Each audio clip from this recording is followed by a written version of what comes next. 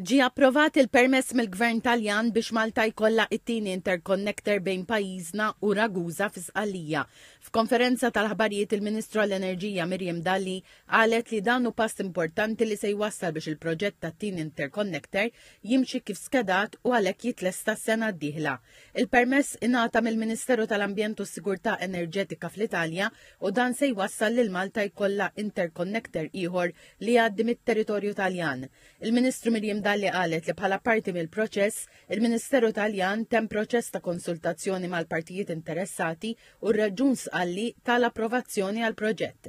Miriam Dalli qalet li t-tieni interconnector mhux biss se jipprovdi sigurtà tal-provvista, iżda se jippermetti wkoll l-integrazzjoni dejjem akbar ta' enerġija rinnovabbli indiġena. Komplettajt li l-Gvern qed jaħdem qatih biex iwassal il-proġetti li jagħmlu parti integrali mill-viżjoni tiegħu tal-enerġija. Spjegat li qed tkun infurzata l-infrastruttura ta' distribuzzjoni biex il-grid ikun jiflaħ għall-espansjoni tal-enerġija rinnovabbli.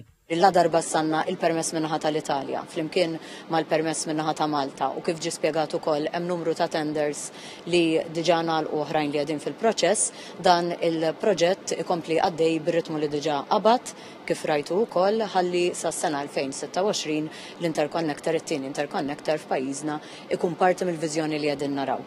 L-inġinier Joseph Vassallo minn Interconnect Malta spjega li l-proġett ta' tieni interconnector jinkludi kejbil elettriku ta' 122 km, 99 km minnhom taħt il-baħar.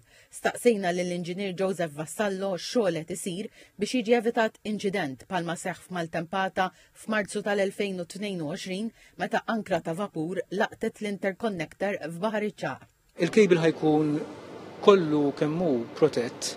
Issa ħajkun hemm partit fejn se jkun midfun 1.5 metru u partit oħrajn fejn jkun 3 metri wara li kien sar studju li ddeċida kemm trid iżżid il-protezzjoni skont it-tip ta' vapuri li jkun għaddejjin u kemm hija l-frekwenza tagħhom.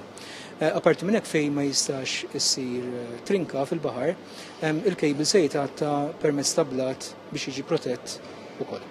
L-inġinier Vassallo komplejt li fil-ġimgħat li għaddew bdew ix-xogħlijiet f'Malta bil-bini ta' walking culvert fil-Matab u issa l-ħruġ tal-permess fl-Italja jagħmilha possibbli li jibdew ix-xogħlijiet fuq il-21 km bejn Marina di Ragusa u Ragusa fi Sqallija u l-qudiem fil-baħar bejn iż-żewġ pajjiżi.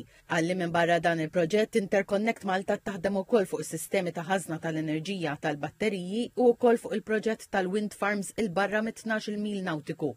Il-proġett ta' tieni interconnector qed isir b'investiment ta' 300 miljun euro, 165 miljun minnhom mill-Fond Ewropew għall-Iżvilupp Reġjonali.